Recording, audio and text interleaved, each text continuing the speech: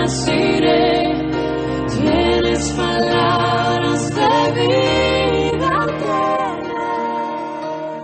¿Qué tal, hermanos? Que Dios les bendiga. Es una bendición poder arrancar una nueva exposición bíblica. Contento de poder, junto con ustedes, compartir la palabra del Señor. Y bueno, esperando que hoy pueda ser de mucha bendición para cada uno de ustedes de lo que vamos a compartir. Les animo a abrir sus Biblias en Romanos capítulo 7, versículo 14 al 25. Vamos a continuar estudiando, viendo juntos la epístola de los Romanos como venimos haciéndolo. Y bueno, vamos a ver entonces Romanos capítulo 7, versículo 14 al versículo 25. Lea conmigo y luego mantenga ahí su Biblia abierta. Dice así la palabra del Señor. Porque sabemos que la ley es espiritual, mas yo soy carnal, vendido al pecado. Porque lo que hago no lo entiendo, pues no hago lo que quiero, sino lo que aborrezco, eso hago. Y si lo que no quiero, esto hago, apruebo que la ley es buena. De manera que ya no soy yo quien hace aquello, sino el pecado que mora en mí. Y yo sé que en mí, esto es en mi carne, no mora el bien, porque el querer el bien está en mí, pero no el hacerlo. Porque no hago el bien que quiero, sino el mal que no quiero, eso hago. Y si hago lo que no quiero, ya no lo hago yo, sino el pecado que mora en mí. Así que, queriendo yo hacer el bien, hallo esta ley, que el mal está en mí.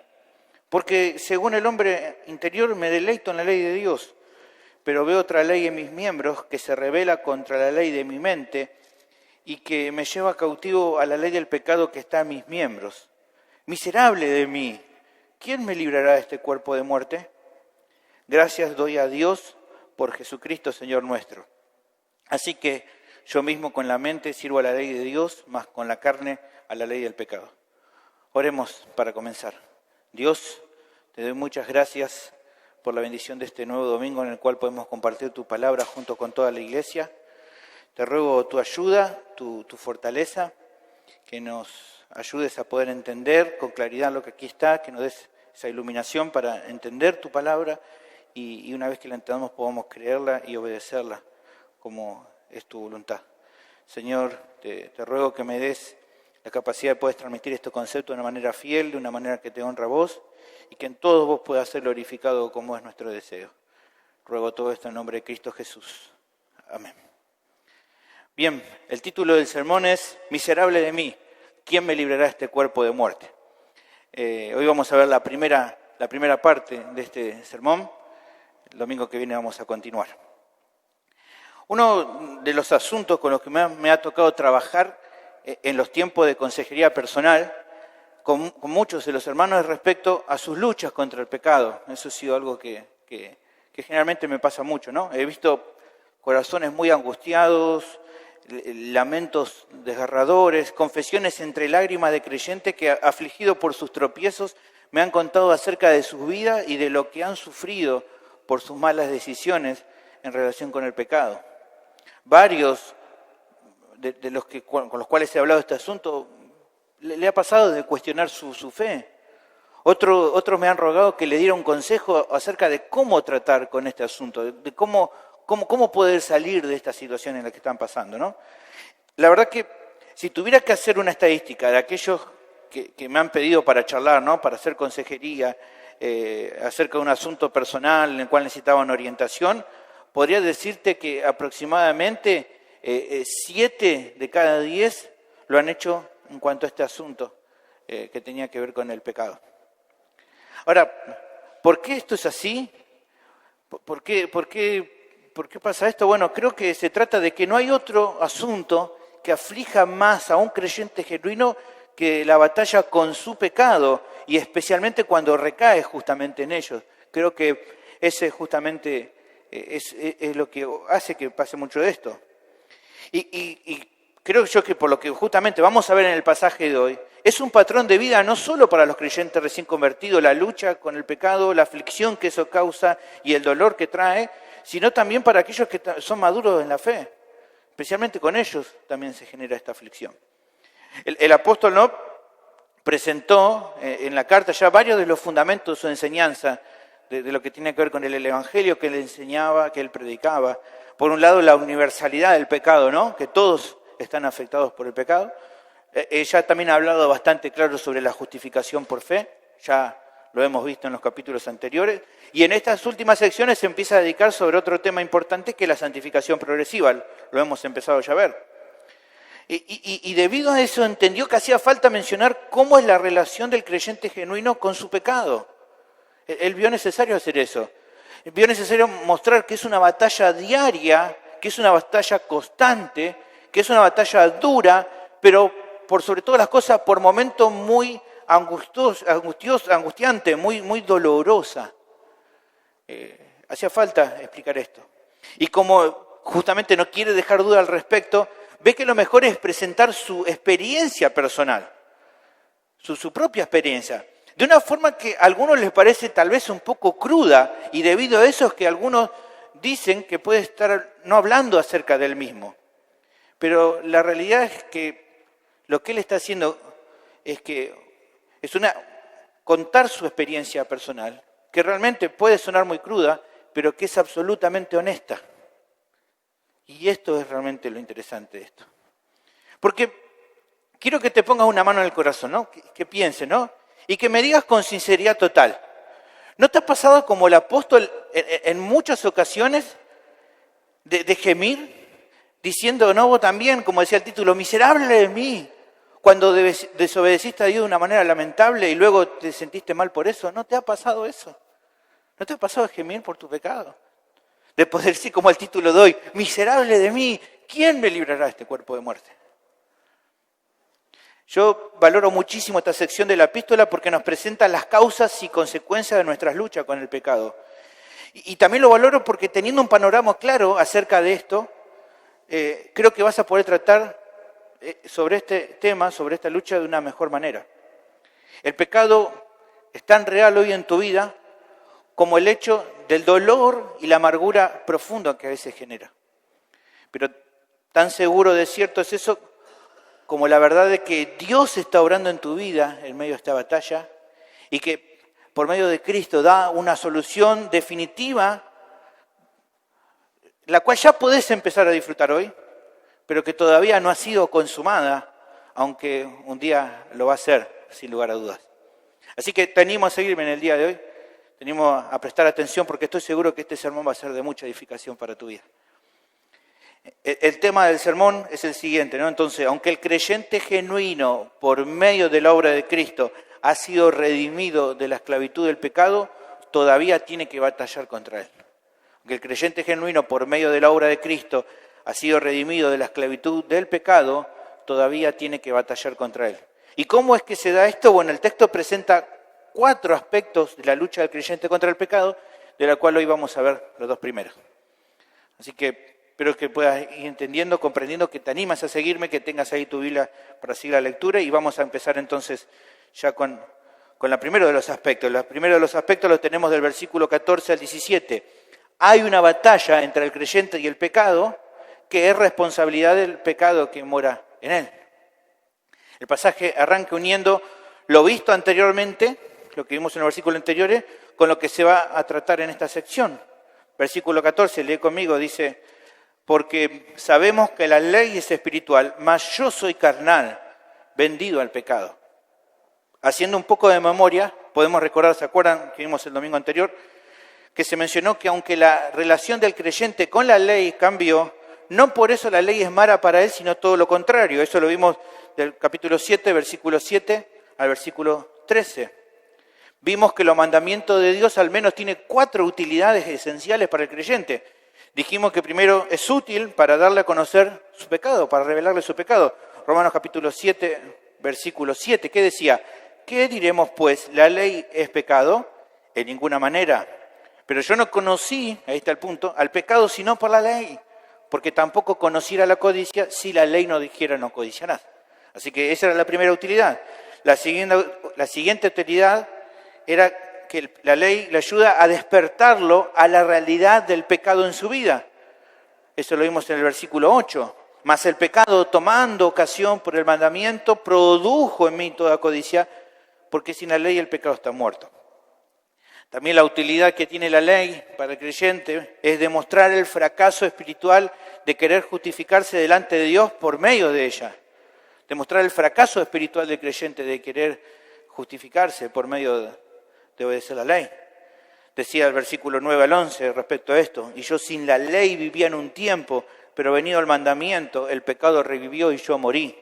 Y hallé que el mismo mandamiento que era para vida, a mí me resultó para muerte, porque el pecado, tomando ocasión por el mandamiento, me engañó y por él me mató.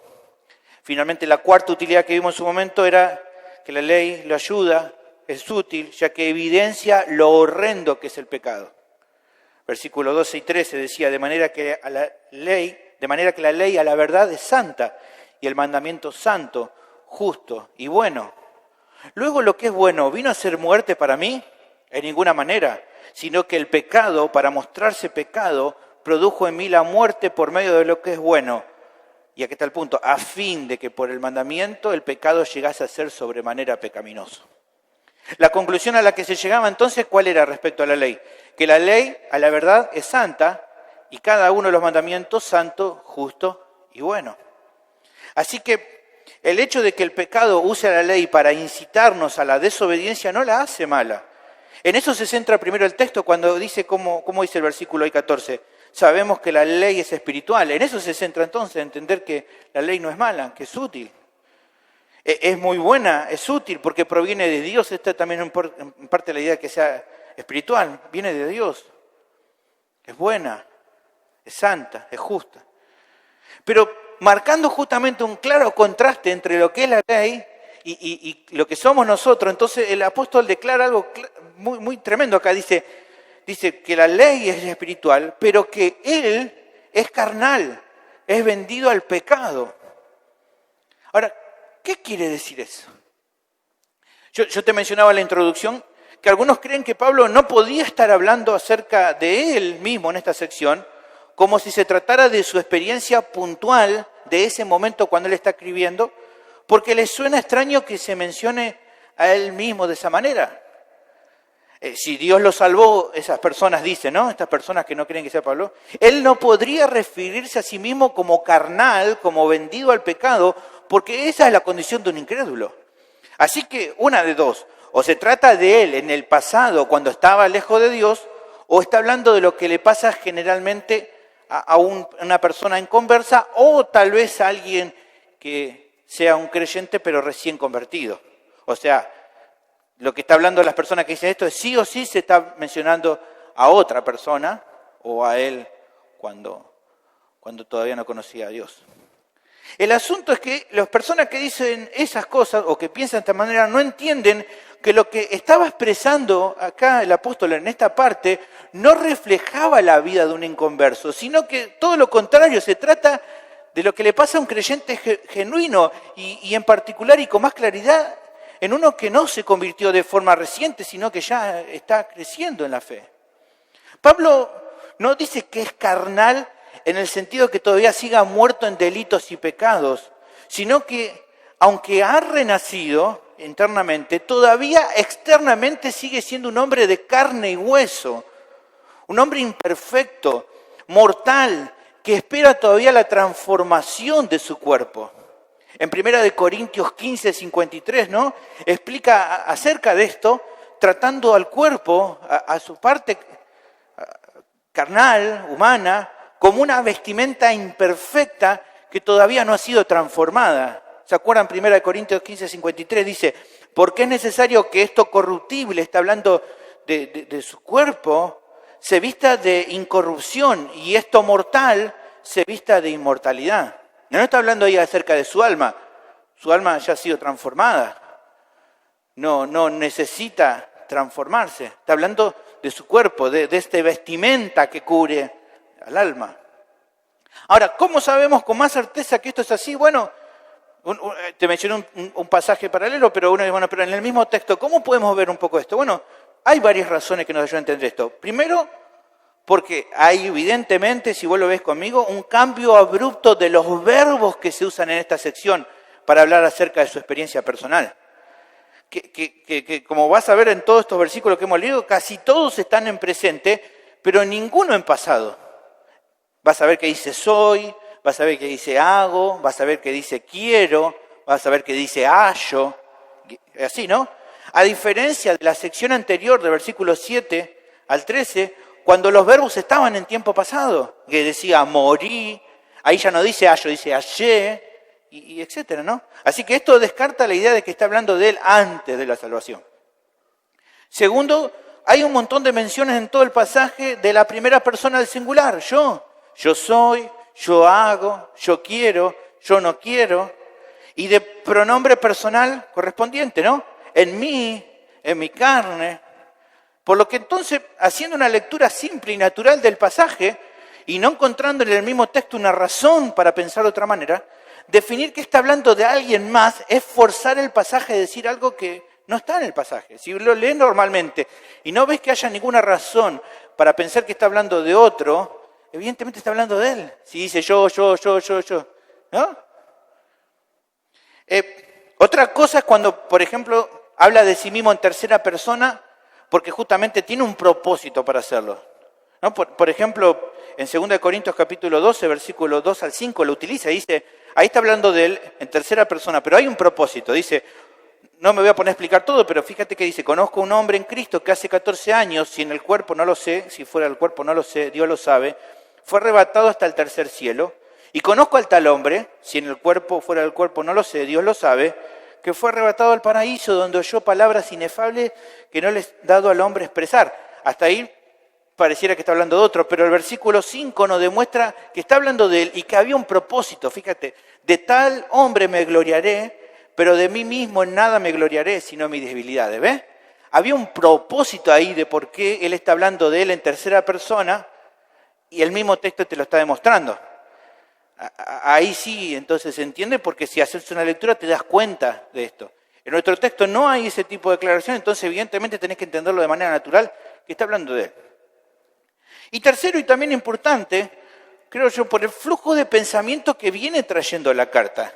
Si el punto es enseñar acerca de la santificación progresiva, aquí y también en el capítulo siguiente, lo más lógico es mencionar cómo va creciendo en ese proceso, el cual tuvo un punto de partida cuando la ley lo mató, cuando sintió por primera vez convicción de pecado en su vida, al darse cuenta de que no podía cumplir la ley de Dios y que por medio de la obra de Cristo fue justificado por medio de la fe. Eso lo ha estado explicando anteriormente. Bueno, a partir de eso, creo que él está contando cómo sigue la historia, ¿no?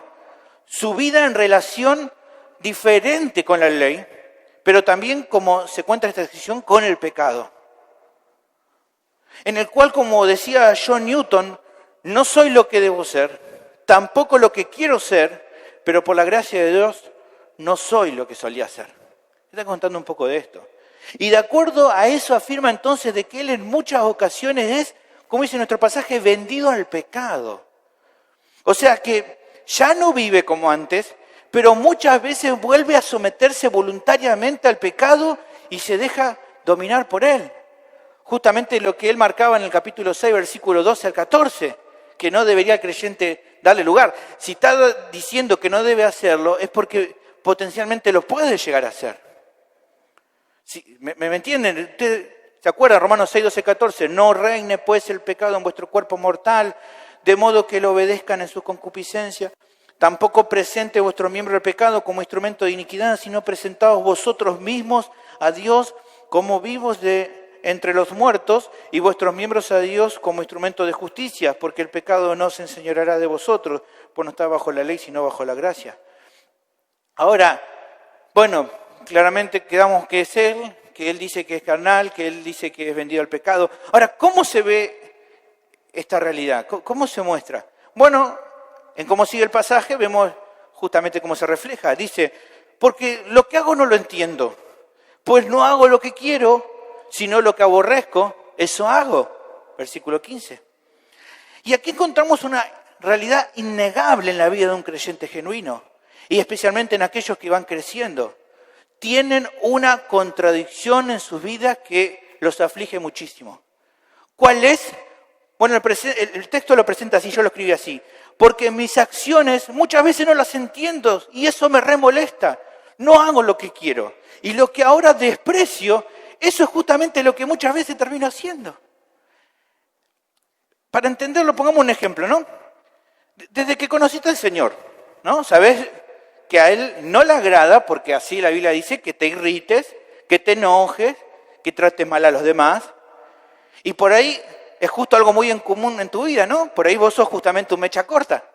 Pero vos sabés ahora que la Biblia dice que no está bien, que te irrites de mala manera, que te enojes, que trates mal a los demás. Antes de conocer al Señor, te daba lo mismo lo que la palabra de Dios dijera de eso. Te daba lo mismo. De hecho, capaz que a veces hasta te enorgullecías de vos mismo por este tipo de carácter que tenías, porque decías, mira, amigo, yo soy transparente, yo no me guardo nada, ¿no? Yo digo siempre lo que pienso. Lo veías como una virtud. Pero ahora que sos creyente, sí te importa. Ahora no ponés excusas. Sabés que eso está mal porque la palabra de Dios lo enseña. ¿Lo entendés ahora? Y no solamente eso, sino que como ahora amás al Señor, como ahora lo amás, deseas agradarle a Él, honrarlo. Y por eso te agrada obedecerle, hacer lo que Él te dice. Te pones re contento cuando en esas ocasiones, cuando estás ahí a punto de estallar, ¿no? Empezás a contar 1, 2, 3, ¿no? O tal vez empezás a acordarte de algunos pasajes bíblicos, ¿no?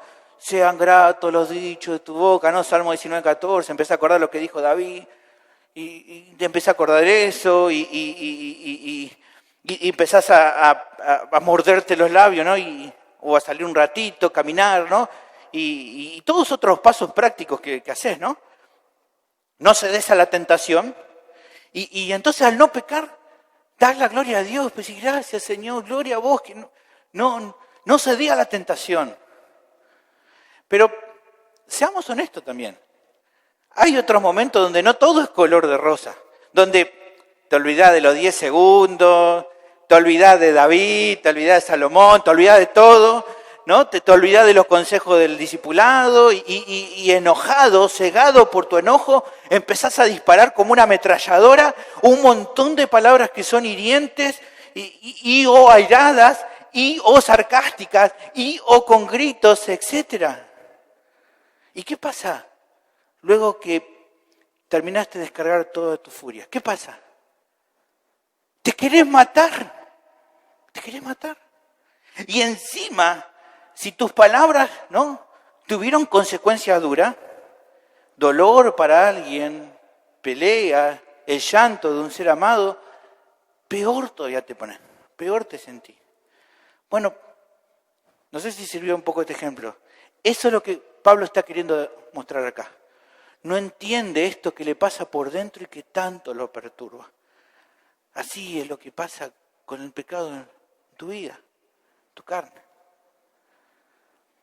Pero lo que hace a continuación es una aclaración del asunto. Él no hace cargo al mandamiento de este problema. Él dice, si lo que no quiero esto hago, apruebo que la ley es buena. Volviendo al ejemplo anterior, se podría ilustrar lo que está diciendo el versículo de la siguiente manera. Si termino haciendo lo que no quiero, que es tratar mal a mi esposa, por ejemplo, tengo que admitir que el mandamiento de no pecar en ira de esta manera es bueno. O dicho de otra manera, se afirma que el problema no está en el mandamiento, no es culpa de la palabra. ¿Por qué? Porque cuando todo marcha bien, cuando la obedezco, es muy bueno para mi vida porque glorifico a Dios. Y entonces ahí surge la duda. Y si el problema no está en la ley, ¿dónde está el problema? Bueno, el versículo 17 nos dice dónde está el problema. Dice, de manera que ya no soy yo quien hace aquello, sino el pecado que mora en mí. Ahora, si leíste esto, ¿no? Decís, ¿y eso? ¿Qué quiere decir que no fui yo? Yo fui responsable de lo que hice, ¿no? ¿O no? ¿Qué onda con esto? Bueno, en lo mencionado aquí se encuentra entonces el primer aspecto de la lucha del creyente con el pecado. Hay un conflicto en su vida a causa del pecado remanente que actúa en su cuerpo. Hay una batalla en su vida por el pecado remanente que todavía hay. Y es por eso que el texto indica que cuando no haces lo bueno que querés, sino lo malo que aborreces, ya no se trata de vos, sino del pecado que todavía hay en vos, que actúa, que obra en tu carne. Ahora, todavía sigue existiendo la duda. ¿Por qué dice que yo no soy? Bueno, como vamos a ver en detalle más adelante, un poquito más adelante hoy, a partir de entender que el alma del creyente ha renacido una nueva vida espiritual, no se trata de que sea su alma la que quiera volver a deleitarse el pecado, sino que justamente su yo carnal, humano y todavía no regenerado, el cuartel de operaciones, ¿te acuerdas que vimos la vez pasada? Desde el cual el pecado sigue oponiendo resistencia y atacando, y por eso el cristiano continúa pecando, pero no como antes ya. Ahora, creo que hay que hacer una aclaración importante. Que sea en su parte carnal que el pecado se manifieste en la vida del creyente, no le exime de la culpa, ya que es parte de su vida. Y por eso tiene que confesarlo y apartarse de él, como manda 1 Juan 1:9. Si confesamos nuestros pecados, ¿de quién son los pecados? Nuestros, tuyos. No es que está eximiendo de responsabilidad. Él es fiel y justo entonces para perdonar nuestros pecados y limpiarnos de toda maldad. Y claramente, también la aclaración es que se tiene que claramente el creyente se tiene que ir santificando porque esa es la voluntad de Dios. No porque el alma ya esté limpia, por así decirlo, santa, o haya sido regenerada y el cuerpo no, entonces bueno, no hace falta santificar al cuerpo. Eso eran los que, era una filosofía extraña de aquella época que se estaban queriendo empezar a imponer. Evidentemente nada que ver, el cuerpo, aunque está todavía en contradicción y lucha con el pecado, tiene que santificarse, como todo el resto de la vida del creyente. Eso lo aclara Pablo, primeramente en 1 Tesalonicenses 5:23. Y el mismo Dios de paz os santifique por completo, y todo vuestro ser, espíritu, alma, cuerpo, sea guardado irreprensible para la venida de nuestro Señor Jesucristo. Toda la vida, no solamente lo interno, todo tiene que santificarse. Esa es la voluntad de Dios. En 1 Pedro 1:14 y 16 también Pedro lo trata y dice, como hijos obedientes no os conforméis a los deseos que antes tenía estando en vuestra ignorancia, sino que como aquel que os llamó es santo, sed también vosotros santos, dice, en toda vuestra manera de vivir. Porque escrito está, sed santos porque yo soy santo. Y Pablo lo vuelve a aclarar en 2 Corintios 7:1. Así que, amado, puesto que tenemos tales promesas, limpiémonos de toda contaminación de carne y de espíritu, perfeccionando la santidad en el temor de Dios. Así que tenemos que santificarnos, esa es la voluntad de Dios, y toda nuestra vida tiene que ser santificada, y somos responsables por nuestro pecado. Ahora, esta es la clave de la situación. Aunque Dios te libertó de la condenación y de la esclavitud completa del pecado, Dios todavía no te ha librado completamente de su presencia y de su accionar en tu vida. Todavía la presencia del pecado está en vos, pero te afecta de una manera diferente a como era antes, de lo cual vamos a hablar un poquito más adelante sobre esto. Lo que quiero dejar en claro por este momento, hasta acá, es que entiendas esta realidad, que entiendas esto que estamos hablando, para que rechaces algunas ideas extrañas de que el creyente que ha nacido de nuevo ya no vuelve a pecar nunca más. O que tal vez puedas durante tu vida terrenal experimentar una condición perfecta, una condición completa de perfección. Que saques eso de tu mente porque eso no es lo que pasa. No es lo que pasa. El apóstol Juan lo dijo en 1 Juan 1:10, si decimos que no hemos pecado, le hacemos a él mentiroso. Nada que ver. Un pastor decía una vez, aquel hermano que diga que realmente no peca más, bueno, anda a preguntarle a su esposa, a ver si es así. Bueno, algunos se olvidan, parece de eso. Dios determinó hacer justamente otra cosa en tu vida. Dios determinó otra cosa, definió que tu santificación sea un proceso diario hasta que mueras o Cristo vuelva por su iglesia. Eso es lo que Él determinó. Ahora, ¿quiere decir eso? Entonces, ¿no?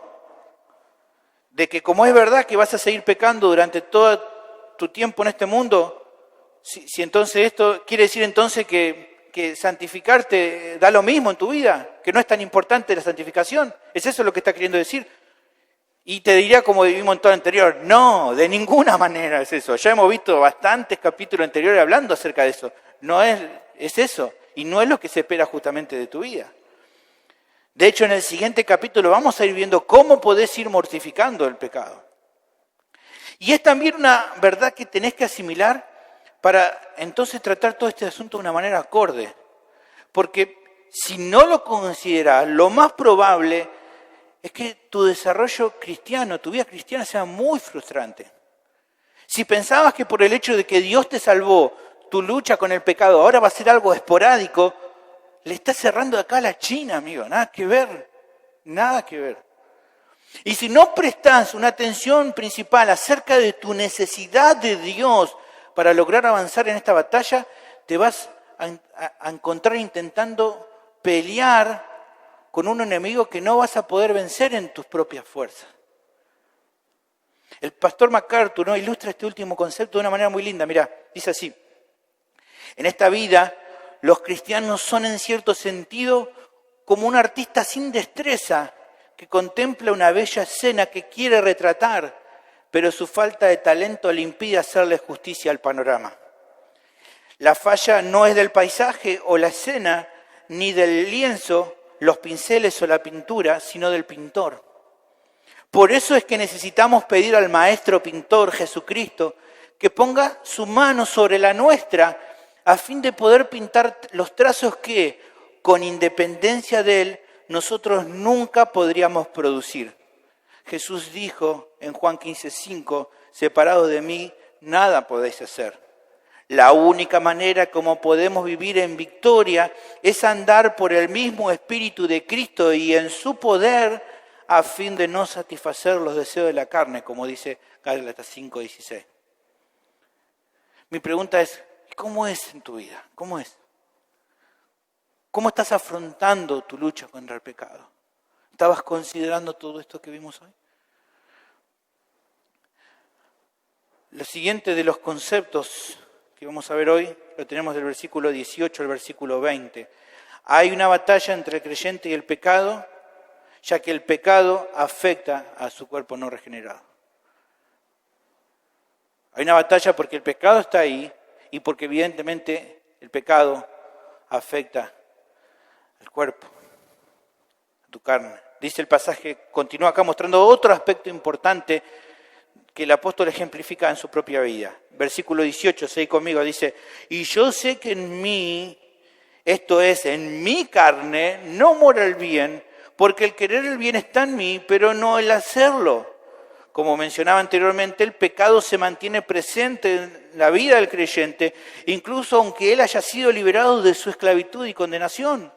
Ahora, profundizando en este asunto y para que no quede en duda en cuanto a dónde tiene lugar esta batalla, ahora se menciona explícitamente, se dice que es en la carne del creyente, o sea, es en su parte física y también en sus emociones, pensamientos, ideas, que es el lugar donde el germen del pecado sigue estando latente, sigue estando presente. Presto para seguir guerreando, usando los deseos carnales como un medio de atacar el corazón del cristiano. ¿Y qué tan fuerte es ese ataque? Bueno, el pasaje presenta a continuación una frase similar que ya utilizó antes el apóstol, que resalta nuevamente un lamento similar, dice versículo 19 y 20, porque no hago el bien que quiero, sino el mal que no quiero, eso hago. Y si hago lo que no quiero, ya no lo hago yo, sino el pecado que mora en mí. ¿Cuál es la diferencia? Bueno, pensando en lo que dijo, que el pecado estaba en su carne, el segundo aspecto a tener en cuenta en la batalla del creyente con el pecado es el siguiente: el pecado afecta tremendamente a su cuerpo no regenerado. Tanto que se produce esta contradicción mencionada, porque su alma quiere hacer el bien y en muchas ocasiones lo logra. De hecho, un creyente maduro logra un carácter que, como el apóstol, era irreprochable, irreprensible, que puede ser un ejemplo para los demás. En 1 Corintios 11:1 él decía: sed imitadores de mí, así como yo de Cristo. Si él fuera un desastre moral, no diría que sean imitadores de él, pero él dice esto, que sean imitadores de mí. Él aclara a los corintios también y les dice, ¿no?, en 2 Corintios 7:2, admitidnos, a nadie hemos agraviado, a nadie hemos corrompido, a nadie hemos engañado. Nadie podría decir de él que él tuviera estas actitudes pecaminosas. Si él lo presentaba era porque estaba seguro de que nadie podía reprocharle eso. Ahora, aunque esto es cierto, hay momentos donde esto no pasa, donde el bien que el creyente quiere hacer no hace, y el mal que no quiere hacer es justamente lo que hace. Ahora, ¿qué pasó? Bueno, en todas esas ocasiones sus deseos carnales lograron imponerse. La elección que el creyente tomó no fue la correcta y por tanto le dio lugar al pecado. ¿Y qué ocurrió una vez que la acción maligna o la omisión a lo bueno aconteció? Bueno, que terminó haciendo la persona lo que no era la voluntad de Dios. Como dije recién, ya sea por acción o por omisión. Ahora, tal vez alguien pueda pensar, ¿no?, con estas declaraciones del apóstol. Pero, a ver, hay algo que no entiendo, pastor. Si Pablo era obviamente un hombre maduro, lleno del Espíritu, ¿no?, lleno de fe, lleno del Espíritu Santo, y siendo un ejemplo de conducta para los demás, ¿cómo puede estar remarcando con tanto énfasis que el bien que quiere no hace, sino el mal que no quiere? ¿No debería ser, pastor? Yo pensaba así, ¿no? Alguno puede decir que a mayor santidad, menor batalla y disgusto contra el pecado. Bueno, la respuesta es no. Absolutamente no. Todo lo contrario. Un crecimiento espiritual no genera que el creyente se sienta más liviano o menos afligido en cuanto al pecado, sino que es al revés. Se produce en ese creyente una percepción más honda de su propia pecaminosidad y de su necesidad constante de Dios. Pablo hace mención de esto, por ejemplo, en Filipenses capítulo 3, versículo 12 al 14, cuando le remarca a los filipenses, ¿se acuerdan?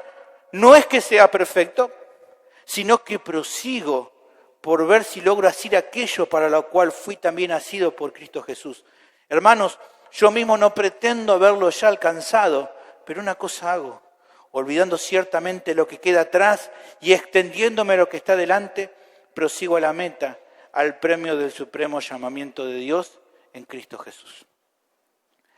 Como menciona un comentarista acerca de esto, a medida que un creyente crece en su vida espiritual, será inevitable que tenga un odio incrementado hacia el pecado y un amor creciente por la justicia. A medida que se incremente el deseo por la santidad, también lo hará la sensibilidad y la antipatía hacia el pecado. Así que entonces, ¿no?, tenemos una perspectiva más correcta de esta lucha. A mayor santidad entonces, y es un concepto que tenemos que tener claro, hay mayor odio y aflicción por el pecado todavía remanente. Incluso aunque no se cometan los pecados que eran tan horribles como los de la vieja vida. Incluso por los pecaditos que diría alguno, se sienten horribles. La semana próxima vamos a ver, ¿no?, que es justamente debido a que el pecado afecta a tu cuerpo, que se genera este conflicto, ¿no?, este choque en tu vida, que es justamente lo que te causa tanta aflicción y amargura en cada lucha que tenés contra el pecado. Vamos a avanzar un poco, ¿no? Pero hoy vamos a no llegar hasta ahí, pero quiero que te tomes, ¿no?, un instante para pensar en esto que vimos hasta acá, en esto de la batalla. ¿Por qué? ¿Y por qué te pido que reflexiones con esto? Bueno, porque creo que a veces los creyentes somos bastante necios. Somos bastante necios. Yo creo que a veces sos bastante necio. Y te olvidás a veces de que el pecado no te va a dar tregua. No va a haber un momento donde el pecado quiera fumar la pipa de la paz con vos. No voy a querer eso. El pecado no está interesado en tomar rehenes. El pecado quiere destruirte. Tu carne será incitada constantemente a rebelarte a la palabra de Dios. Va a pasar. Hermanos, desde que aprendimos, ¿no?, con esto del coronavirus, que nos podemos contagiar en cualquier momento, y como algunos dicen, ¿no?, este enemigo es complicado porque no lo vemos. La gran mayoría toma un montón de precauciones. Hay muchos que toman un montón de precauciones, ¿no? Barbijo para salir, cuidados en la fila con mucha gente, limpieza de las manos al volver a casa y muchas cosas más. Ahora, aunque todo esto pase, ¿no? ¿No te parece necio de tu parte ser tan precavido contra este virus y no serlo contra el pecado? O sea, son muy atentos, ¿no? A agarrar el tapabocas, ¿no? Siempre antes de salir, no, me voy a olvidar, ¿no? Y a veces llega a la esquina de casa, uy, me olvidé el tapabocas, me tengo que volver. Pero, por ejemplo, en tus devocionales matutinos, por ejemplo, te da lo mismo si uno lo hiciste o no. Sabiendo que eso afecta a tu vida. Tu búsqueda de llenarte de Dios es intermitente. Mi pregunta es, hermano, ¿acaso el pecado no es peor? ¿No es peor? ¿No es un enemigo invisible también? Y entonces, si realmente vemos que es peor, ¿cómo no sos precavido con eso? Ahora, finalmente, antes de terminar esta primera parte, quiero hablarle a los que todavía no han rendido hasta acá su vida al Señor. Tal vez vos también te pasa de que sos muy precavido de no contagiarte, porque sabés que hay personas que mueren por este virus. Pero ¿sabes cuál es el problema? Que por ahí te puedas escapar de esta enfermedad. O que quizá aunque te contagie, no te pase nada grave, como la mayoría de las personas. Pero hay un problema del que no te puedes escapar. Que sos un pecador. De eso no te puedes escapar. De que a causa de tus pecados estás muerto espiritualmente. De que una condenación pesa sobre tu vida a causa de tu rebeldía a la ley de Dios. Y que por lo tanto, aunque pase la pandemia, porque en un momento va a pasar, un día igual vas a morir. Y después de eso te espera la eternidad y te espera un juicio.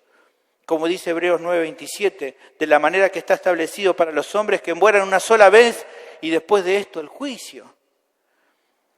El pecado, en tu caso, no es algo que a veces te afecte, sino que vos estás directamente bajo su dominio completo.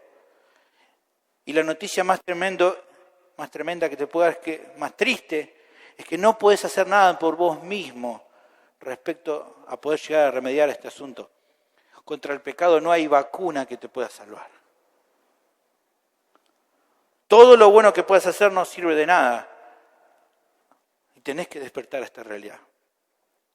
Pero también te animo a que preste atención a la noticia más importante de todas. ¿Cuál es?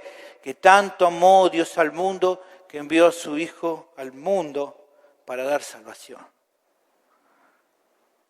Que Cristo vivió una vida perfecta y que en la cruz ofreció como sacrificio perfecto y completo por el pecado de la humanidad. Es por medio de su justicia perfecta que podés recibir el perdón de todos tus pecados. Es solamente por medio de Cristo.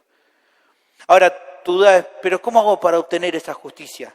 Bueno, la Biblia dice que solo por fe, confiando plenamente en la obra de Cristo. Y que también te tenés que arrepentir de verdad de todos tus pecados. La promesa es que si así lo haces, vas a recibir el perdón y la vida eterna. Mi pregunta para vos que me escuchás es, ¿qué vas a hacer hoy? ¿Qué harás al respecto? Ven hoy, por favor, a Cristo, no esperes más. Oremos. Dios, te doy gracias por poder exponer tu palabra. Gracias por ayudarnos en este día a poder hacerlo aquí en este lugar. Señor, te ruego que podamos entender, pensar en todo esto que vimos, para tener una claridad en cuanto a la lucha que tenemos por delante con el pecado. Te pido que nos ayudes a considerar esto para vivir vidas que te honren a vos. Te pedimos por aquellos que todavía no te conocen ni que han escuchado este sermón, que puedan volverse a vos de corazón en arrepentimiento y fe. Ruego, Señor, que fortalezca la vida de cada hermano que está en su hogar escuchando hoy y que puedan ser fortalecidos por medio de tu palabra y animados. Ruego todo esto en el nombre de Cristo Jesús. Amén.